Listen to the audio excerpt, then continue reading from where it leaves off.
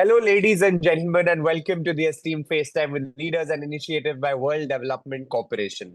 My name is Tanay All, and I'm an anchor at World Development Corporation. FaceTime with Leaders is a platform for industry veterans to come together to share their knowledge, ideas, thoughts, and best practices with one another, as well as with upcoming industry leaders. In a nutshell, we attempt to encapsulate the multi-decadal learnings of all our industry stalwarts. We hope that by conducting these FaceTime with Leader interviews, we can bring together a global community of eminent personalities. Great learnings from great leaders undoubtedly assist everyone, right? They help us to identify, nurture, and work on trade secrets that have already proven a success formula for so many. And this is what we aim for with these sessions by making them a gathering of industry stalwarts and a knowledge sharing community. We have one such industry giant on FaceTime with Leaders with us today, Mr. Joy Banerjee. We welcome you on the show, sir. Thank you so much. He stands as a professional with an illustrious career aged over 3 decades. He is an adept leader whose expertise encompasses a multifaceted spectrum, including operations, customer service, business excellence, strategy, learning and development, talent management, and employee engagement. His career journey has been a remarkable odyssey, showcasing a rich tapestry of international experience, with collaborations ranging from Liberty Mutual and TATA-AIG Life Insurance to DHL and IL&FS Energy. His journey has culminated in his current role as Group Head of Human Resources at IL&FS Group. In this capacity, he manages HR and administration, contributing significantly to employee relations, statutory compliance, and leadership development. So, Mr. Banerjee, could you provide an overview of your professional journey, highlighting key milestones and experiences that have shaped your career in human resources and organizational development? Sure.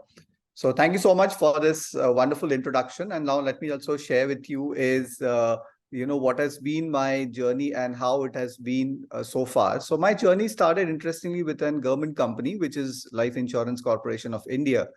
And because it's a government company, obviously you can understand the processes and the systems are very different. And as it sounds so good that, you have 3 decades of experience, but it also brings you to a stand where, when I started my career, even computers were not there. So even having a computer itself was a big thing. In fact, just to give some relevance, which in today's world, I don't know, the new generation possible will not even understand what I'm talking. So we used to talk about 386 processor, 486 processor. And if somebody had a 486 processor, it was considered as a big wow. Like, possibly the today's phone that we have has maybe 20 times, 30 times more powerful processor than what I'm talking about. So for me, that was an interesting journey because I joined a company which was completely into a manual system. Everything was manual. There was no computers at all. And from there, we saw the advent of computer. And people were scared. And being a government company, people were more scared that we're going to lose jobs. And my particular role will be completely abolished and whatnot.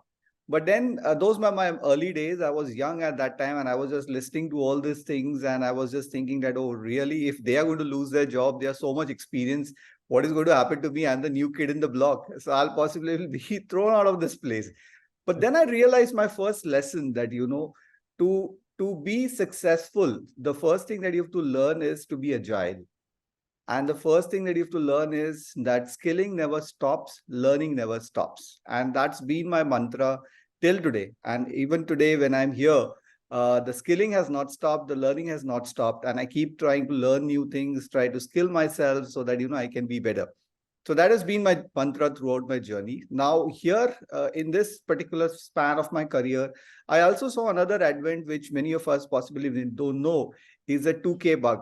Like, when the world was coming to that changeover from 1999 to 2000, and everybody thought now everything is coming to an end, but nothing happened. And again, here also I realized the same thing is that, if you are able to really understand what is it that you bring to the table and you can constantly change yourself with the changing times, your role will only get enriched and only get enhanced and it will never get demolished. So only thing is people who think that I know everything, I've learned everything, I think they are the ones who diminish and who get lost somewhere in the crowd. But otherwise, if you don't have that feeling and if you are open and if you are hungry for more, I think you can keep learning it. Now my advent from government company went into private sector. And as you know, the insurance sector opened up and I grabbed it with my both hands. So I worked with many companies, and that gave me an experience which I've never got in a government sector, was working as a startup. So when I worked with the startup companies, I really knew that, a company which has nothing at all, it's a blank slate, and you have to draw the picture completely. So my great learnings from there was how you start from scratch. And that's where your basics gets, to the test. Completely you're tested on how well you know your basics, how well are you able to understand what's going to be the implication, not only in a short time, but also in a long time. And these are the learnings that I got over there is like, be focused on both. You have to see what is the short-term impact and what's going to be a long-term impact. And that's when the advent of technology also started peeping in. And we started seeing use of computers. In technology, like, we slowly started seeing the use of mobile phones. And if you remember, in those days, having a BlackBerry pin was a status symbol for yourself. Yeah. Right? So even for me, I am no different. So even when I got my first BlackBerry pin, I was like on the top of the world, and I thought that I have arrived in life because I have the BBN pin. But then that's where things also started changing, and we all know BlackBerry also got completely washed out. And today we are living in a world which has phones. And I always remember to what Steve Jobs said is like, when the world is using a QWERTY phone, like everybody was using a QWERTY phone, he came up with an idea and he said that I'm going to give you a phone which has only 3 keys. Imagine such a big disruption. So that's a big lesson I learned, that the world is for those people who can disrupt and who can really bring the change. Now, when I say disruption, it doesn't mean that, you wake up in the morning and start breaking things off. Like, like we lost our match to Australia in the finals, and that's not disruption. Disruption is really when you know that, yes, I'm going to change some norms, but this is going to be really good. And it's going to bring some change for me. That's a big lesson for me. Like, constantly honor disruption. And in my teams also, when I started with this journey, I started getting small teams, which I was managing to the present state where I'm managing large teams. So here also I understood one thing is people who are able to disrupt, people who are able to come up and say that here, I have some wonderful ideas which is going to change. And I think that is going to be a real differentiator from the others who think that, okay, let me just follow the norms. Not that that's wrong. It's only that the attitude that you have out over there is a little different. Over here, then I also saw the technology changing very fast. In fact, the last decade has been the fastest change of technology that I have seen. And as I worked with multiple organizations, I was very well entrenched into all the companies, because I was not only working with the startups, I also started now working with big brands, and I also started getting exposure to international markets. And this gave me an experience of like, understanding not only how companies operate in India, but also how companies operate internationally, and gave the understanding about like, how things are done, not only domestically, but also internationally. Coming to today's world, when I took up this job, I think I had a good experience of working with large corporates. I had the experience of working with the PSU. I had an experience of working with a startup, but I didn't have any experience of working with a company who's going into a completely turmoil. Like, the present company is into turmoil. IL&FS is a big story. I think everybody knows it. So in 2019, when I took up this role, my job as a CHRO was to see that, how can you keep the operations active, but at the same time, see that, creditors are able to get their money. And I think the last 4 years for me has been this excellent journey for learnings, as well as a lot of challenges which I have met. In this, what I could learn is the people-centric approach to the business. Because here what was happening is you work in a company which doesn't have anything to offer. Like, so there is no job guarantee, there is no career prospect, there is no compensation review, but you have to still deliver. So in this kind of a situation, all your SOPs and all your standards on HR, like, okay, somebody has done good, motivate him, give him this and give him this, and everybody will be happy. Everything is gone out of the place. And then you have to just keep on thinking and rethinking and apply your skills in terms of like, how to get these people engaged in the work and also get the outputs out of it. Now, while things was only getting warmer for me, we had the wonderful stage of COVID. I think COVID was something which has been a great learning for us. I think I sometimes get really surprised at how we lived prior to COVID without even unleashing the power that COVID gave us. Like, when we were inside our rooms and we knew that nothing can be done. Like, I remember the first 7 to 10 days, it was fun time. Like, stay at home. Yeah, you've got chutti mil gayi, right? So enjoy your days and have fun. But then after a few days, okay, now what? This is done. Now what to do? And that's where your real thinking had came up. And I think in today's world where we are standing, a lot of things have happened because we went into that stage where we could rethink and we could bring it and calibrate ourselves into a lot of learnings. So here I am. So to summarize all the things that we spoke over here. So it started with being agile. I think that's been the key mantra for me. And also keep learning, keep reskilling yourself, keep learning new things, never stop the learning stage. The third thing is, like, most important for you is technology is here to complement you. Technology is never here to challenge you or throw you out. And it will only complement you if you are able to understand how to use the technology.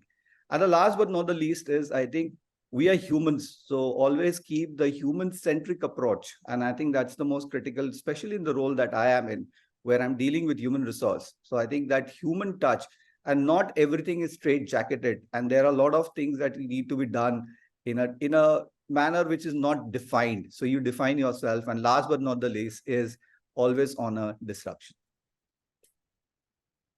So having worked with organizations across diverse regions like Southeast Asia, China, Russia, and the USA, how has international exposure influenced your approach to human resources and talent management? And what advice would you like to give our viewers through your cross-cultural learnings? The biggest learning for me at that time coincidentally happened is there was a huge intervention towards diversity and inclusion, which later on added the element of equity. And that's what we call it today. That is D&I and E. So I was lucky to be identified as one of the key resources from India. And we were working on diversity and inclusion. At that point of time, it was only D&I.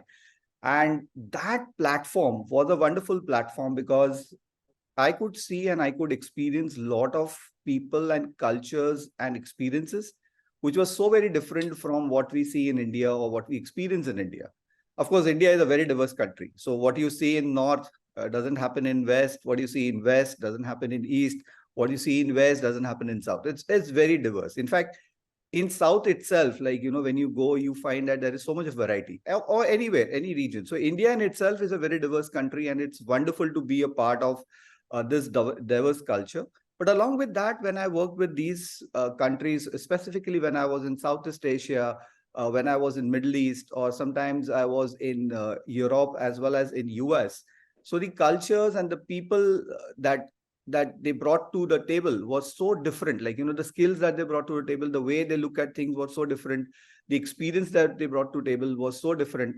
And what one learns from this is that, one has to be thinking loud, like one has to be thinking different from what you are into. So never be limited to yourself when you are inside a well. Like, I remember that wonderful story that all Indians have always, heard from their childhood, that don't be a frog in the well, go out, and the ocean is much, much bigger. I think, and that's the biggest lesson that I learned when I went to these places. When I scratch the surface, the biggest learning, I think, which I would like to share here is overall people's sentiments are the same. Overall, people look at certain things which are very common. So once you are able to understand that, then it becomes very easy way for you to navigate, because certain things are very simple. So I'll give you an example. Say, for example, in India, if you care for somebody, it's the same thing outside, but only thing is how you showcase it here and how they showcase it for you may be different. That's where the learning is. I think that's the great learning, and that's what we need to understand. A lot of things in India are not direct. Like, we try to say the same thing, but a little bit we always sugarcoat things, and, okay, we are saying the bitter pill only, but with some nice sugar coating, and we'll offer it. But when you go to the Western world, it's pretty much straight.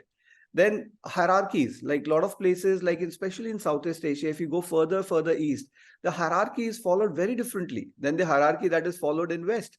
So one has to really adapt himself, herself, so that, you can understand where I am, in what kind of a situation, and how I can adapt myself. So I think it's important for people who look at global roles is to understand where are you going, what is the culture there, what is the practices that has been followed, and that helps you a lot in terms of your learnings. I'll give you one example which I had. So I come from East. I'm a Bengali, so I come from East. So we also have the practice of eating our food on a banana leaf. Like, and that's a very common practice when a lot of people are there. We don't use utensils, we use banana leaf. Now, when we eat on the banana leaf, and we are basically rice eaters, so we use rice and then a lot of curries and gravies and other things. So in our culture, it is said that, you know, you eat it well and you clean your stuff. Don't leave anything behind. But when you go to Southeast Asia in one particular country, like specifically in Thailand, in their practice is that, you know, leave at least something behind, because then they say that, okay, you are satiated. If you keep on eating, they keep on serving you. Now, the second thing is in India, once you have, like, especially the part that I come from in East, once you're done, we fold the leaf. That means I'm done, don't serve me anymore. But there, if you fold the leaf, it is an insult that I didn't like your food. So you have to adapt yourself, you know. So for you, you might be thinking, hey, I just did the right, I'm full. So I folded it. But there the culture is, hey, didn't you like the food? Why did you fold it? So I think adaptability to the situation that where you are, I think that's the biggest learning. And people need to really understand wherever you're going, do a little bit of a study, do a little bit of a research, that what's the culture there, what are the customs there. It's always good to get in touch with somebody who's local, who can give you some bit of, you know, tips that these are the things that is okay to do, these are the things that's not okay to do. So that's something that you need to do. I'll give you one more example. That is, I was in US. And in India, like, you know, we so love, like, specifically if you're I don't know whether you're from Mumbai, but in Mumbai, we have something called as tapri chai. Like, you know, everybody goes down and we have a chai, and that's the most informal way of getting all kind of information. I think in my insurance days when I was there, I used to work in Lower Parel, which is one of the areas in Mumbai. And if you go down to Lower Parel, and that's still there, by the way. So it's still there. And if you go to that chai tapri, in a nutshell, you will understand what's happening in insurance, because almost every insurance company guy is standing there. So if you just keep your ears open, you don't have to do anything. You just keep your ears open and you'll understand what's happening in the insurance and who's doing what. You get a good sense of it. So I think that was so informal for us. So we accepted it. But the same thing when you go to US, you can't just reach out to people. If you go and reach out to somebody. So it happened with me. So I went to this lady and I just wanted to catch her because she was in the same group that I was working with. But after a few customary things, because she understood I'm from India and first time in US, so she understood. And after some time, she smiled and she said, "You have any work with me?" And I was like, okay, I had to block her time. I have not blocked her time, so this is not done. And I learned my lesson. But I think these are the things that some people don't get a chance to learn, or they learn it in the wrong way, or they possibly take offense to it. I think we shouldn't take offense. We should learn that that's the practice that has been followed, and they are more forward, more straight in terms of their answers rather than us who would like to kind of go roundabout and go there only. Like, you know, so I think these are few, I can go on, like, you know, there are few learning which has been with me. On the work front, I have seen that what brilliantly works is I did a lot of cohort operations. So when I say cohort, so I worked with 3 big projects, which was cohort, in which we involved multi-countries. So when we deal with multi-countries, so you get multi-cultures and you get multi-approaches. And when you practice with this cohort, the application of this particular things becomes easy for us to apply on a large scale. So basically, when I talk about, I'll give an example of Liberty and one example from AIG, because both were big, large global companies. So in this, what was happening is if you work with them, so they have presence in more than 20 countries across, and each country is different and coming from a different time zone. So you have to appreciate that, you know, how do you block the time so that the time zones don't get impacted, and B, you have to also understand what is the culture and the flavor of that particular country. Now, if I try to do something sitting in US office and say that, okay, this has been done, now just implement it, it doesn't work. It doesn't work. Whereas if you take representatives from different countries as a cohort and you try to apply it, it brilliantly works, because now you know that everybody is contributed into it, and you know this is something that will work. Yeah, you can do some fine tunings, but that works. So I think cohorts brilliantly work. So that's been my learnings while I was doing for international. The last thing that I would like to share here, for at least for today's conversation, is when you do with such large organizations and such large setups, whether it is international or whether it is domestic, I think the one common thing that derives from this is what is the best EVP that you can draw. And EVP is the employee value proposition. And I think that's the biggest thing that comes out. And sometimes you'll be surprised, at least I was surprised that, okay, this is such a brilliant EVP, but I didn't see it. But that came out because it was in that collective mechanism. So I think collective learning is something that's a big takeaway. So as someone dealing with various aspects of the business, what are the biggest challenges you commonly face and how do you overcome them? So in today's world, as well as commonly that I've faced, and specifically, I'll put it in business sense as well as my role sense. In business sense, the biggest challenge is, I think, as days passing by, because opportunities are huge and because people are seeing a lot of options here and there. So the people-centric problem is there's a huge attrition, and we all know about it, and we talk about the entire wave where people keep on quitting. And my question to all of them is, while you're quitting one company and going to some other company, but then are you staying there for some time? You're not. So even you're moving out from there. Are you staying to the next one? You're not. Then again, you move. So the question is, how long can you do this? Like, I think somehow people have not been able to understand or resonate within themselves is, boss, what do I want to do? So I'm reminded of that Three Idiots dialogue. It's a famous dialogue, but I am always remembered. We कहना क्या चाहते हो? करना क्या चाहते हो? Like, I keep on asking my people. Sometimes people come to me because of my role of CHRO, and they say that, hey, Joy, somebody says Joy, somebody says Sir, somebody says Chief, whatever. But they say that I want a promotion. So my second question to them is, what is promotion to you? And you'll be surprised. And they struggle. All of them struggle. And after some time, they say that money. So fair, I'm increasing your salary. Happy, promotion done. Don't leave the job. But then still you are leaving the job. So the thing is, I think the sense of that particular role or sense of purpose, I think that is something that has been a biggest challenge in today's world also. The second thing that I think is technology adaptation. I think that has been a big challenge, and a lot of people, they say that I love technology and I would love to use it. But when it comes to themselves adapting to the technology is when they get challenged. So these are the key two problems that I can foresee. So how and when did you develop an interest in corporate governance? So corporate governance started with me from the days of Aviva, when I joined Aviva, because in Aviva, being a UK company, so they were very strong in terms of their compliances and as well as all the other regulatory aspects. And being a part of that team, and although I was in a training team at that time, but they brought a good focus of, they built a community which was working towards the corporate governance. And that was my first exposure to corporate governance. And when I started working over there, it was a project level for me. So I was only a contributor to that. But that gave me an insight about what are the things that I can do and how it impacts the larger society. And that's where my journey started. And from there, luckily for me, all the roles that I've handled have directly or indirectly helped me in terms of corporate governance. Coming to my present role, where I've completely become entrenched into, and that's what I was sharing with you, is IL&FS is a journey where you have to see that governance is completely met, because there has been a big mishap which happened prior to 2018. Yeah. But post 2018, when we took over as the new team, our job was to see that that thing doesn't repeat anymore. And not only that, whatever has happened, how can we pay it off? And the good news is, and I think the proof of the pudding is in having it. So I'll give you the proof also, because we did this governance, and I'm not alone. It's an entire team which contributed to this. In the last 4 years, because we contributed, I'm sure you've seen it in the news, we are the company which has paid 35,000 crores to the creditors. So as per IBC standards, I think we are one of the best, because the Indian standard has been is 30 to 31% of the total outstanding. Our total was 99,000 crores. We are already at 36%. And with the process in place, we are ready to pay 25,000 crores more to the creditors. So that will take us to almost 60-61%. So it is going to be a case study in itself, but for positive reasons.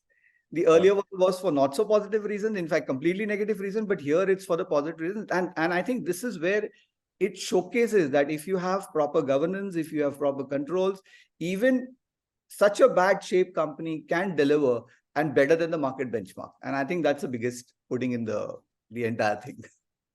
Yeah. So as a corporate governance expert, what values do you bring to the table? So I bring two important values, and I just was talking about it. One is, I think integrity plays a big role. I think that's the critical aspect. And in all my communications and all my conversations with everybody, I keep on saying about integrity. I think that's the most important part, and nobody should even 1% deviate on integrity. So that's one part that I definitely keep on harping on. The other two elements are important, but it may not fall into the overall balance of it, but it's important. And that is, the second part is communication. I think many a times in governance, what happened is the communications barriers are actually killing it off. So communication plays a big role, although you may not read it in most of the textbooks. It doesn't say it, but this is my personal takeaway, that integrity is yes, but communication is very, very important, because if it fails, most of these issues happen because of communication failures. And the third one, which I think is important and I contribute equally to it and very close to my heart, is education. And I think it's important. Many a times it has been seen that people don't know. They are literate, but they are not educated. They can read it, but they are not educated. So it's important for us to educate and tell them that, okay, you have read this, but this is the education part of it. You are now educated, so at least you don't commit the same mistake. So I think these are the three things that I bring to table: integrity, communication, and the most important is education. So as someone working closely with technology, what are some of the most remarkable changes you have seen in your field with respect to changes in technology, and what changes do you expect to see in the future with the advent of all these new technologies like IoT, AI, ML, blockchain, big data, Web 3.0, etc.? I'm excited. I'm always excited. In fact, I started my journey at a time when we didn't have computers. And from there, I'm seeing today where we have AI. So all throughout the time, I have always enjoyed it. And I've always seen technology is always going to be a complement to us. It's never going to make our life miserable. It's only going to make our life easy. And the biggest example that comes to my mind whenever I talk about technology is, I love that series of Iron Man, and I can only think of Iron Man with his Jarvis. So I think technology is Jarvis for us. The best we utilize it, it's going to give us the results. So I think adaptability to this technology is the most important. So I have seen the entire change. So I have seen a place where no computers, to computers been moving into laptops, so laptops moving into mobile phones, now coming into the new age technology of AI, artificial intelligence, machine learning, you name it, everything is there. But life has become easy, so you don't have to really think about things which we had to think some time back. Imagine before the advent of AI that we have today and chat GPT that we have today, what is difficult? Everything is so easy. I'll give you a simple example. A friend of mine was planning a trip to Switzerland, and he said that, Joy, can you help me? You have been there. Can you help me? I said, yes, of course I can help you. I'll of course guide you. But you have a tool in your phone itself, and it can give you the entire itinerary. And he had no idea, so he downloaded the chat GPT, and I showed him that you just put what is your itinerary, how many days are you planning? So he said that I'm planning for 5 days. I said, just put it. And within no time, he had the entire itinerary with day 1, day 2, day 3, day 4, day 5. I said, see, this is already there. I will give you my input because I've been there, so I'll give you my input. That's always there. But you yourself can do it. And I think that is something that we have to accept with both hands. In fact, it's something that's going to help us. Take another example, some time back in our office only, we were planning to send some letters during Diwali, and everybody was struggling, what to write, what not, what would be politically correct, what will not be politically correct, and what will be diplomatic, what will not be diplomatic. I said, hey, why don't you take help of ChatGPT and see what it is giving you? And they did the first cut. They said that this is too much. I said, okay, do a second cut. They did the second cut. They said, yeah, this looks better. I said, do the third cut. They said, this is brilliant. And it was just picked up, made some customary changes, and you're gone. So the entire event was done in less than 10 minutes, and people were just ragging their heads. I said, this is technology. This is technology, and you can use it. And I am personally very positive and optimistic about it. I think technology is only going to be helping us. The mantra for all of us is skill is a new currency. Now, whether you know how to use your currency, and then you can survive. It's no longer something that you can say that this will not happen. Let me give you one wonderful narrative. It came to my mind when I was watching this cricket match. There were two stalwarts walking on the ground, I'm sure you must have seen it. It was Sachin Tendulkar, who's considered god of cricket, and you had Beckham, who's considered kind of god of football. Now just imagine if Beckham was wearing a cricket gear and trying to play the game of cricket, and Sachin was wearing his football gear and trying to play the game of football. Will it be the same? My answer is maybe, maybe not, because Sachin, we know him as a cricketer, so that's a skill, but he may dribble the ball a little bit. Beckham, we know him as a footballer. He may be able to do a little bit of cricket, but he will do good in his game. Sachin will do good in his game. So what I'm trying to say here is each one of us have a unique skill set. It's important for us to identify that skill set and at the same time also see that, okay, if I'm put into this situation, can I do it? So here I'll put the second part of it. So when Beckham walked into the ground, to make him feel at home, what did Virat Kohli do? He actually put a football to him. Yeah. I think that's wow. So these are small things which is happening all around us, and it teaches us so much. Like, he just made him feel at home, that although you're in football, although you're in a cricket ground, but I'm passing you a football. So make you feel at home. So use your skill. You're too good in that. I know it. So make that person feel at home. So for us working in any corporates or anywhere, it's important that we keep identifying and complementing each other with our skill sets. And I would leave this message is, skill is the new currency, period. There's no questions about it. So we're building a community here of industry magnates. The move is meant for cross-pollination of knowledge and building a knowledge-sharing community of corporate giants and industry experts. What are your thoughts about this initiative taken by Mr. Zishan Pathan, Mr. Heval Mehta, and the whole World Development Corporation team? I think it's brilliant. Nothing can be like, the example just now I quoted to you. I think what is happening around us is basically bringing all the great minds to work together. I think everything else will be taken care by the technology, but the mind is ours. And if we don't bring those minds together, and if we don't unleash this power, I think when will we? I think this is the time to do it. I think we are here at a time when we have to unleash really the gray matter which God has given us. And this is a wonderful forum where we can actually bring our skill. And there's nobody big or nobody small. I think most important for us is to, the faster we realize that, I have come here to learn and I have come here to see something new or hear something new, I think the entire perspective changes. But unfortunately, what happens is in many forums that I've been to, people come in that I know it all, don't give me gyan. So when that is there, then what has happened is you've closed all doors, and I'm reminded of that wonderful narratives from the monk who sold his Ferrari. And he gives this example that, he puts a cup and he keeps pouring it. And after some time, the disciple says, what are you doing? I say that's where you are. If your cup is always full, then whatever I pour in, it's only going to go out. You have to keep your cup empty, and that's when you can accept. I think it's high time that we are here, and this kind of forums is going to be exactly that. I'm coming with a completely empty cup, and I want to see that it gets filled up. And again, I empty it and again fill it up. Perfect, sir. I mean, great. It was fantastic, honestly, conversing with you. And I'm confident your insights will hugely inspire future leaders, sir. Thank you so much for joining us today.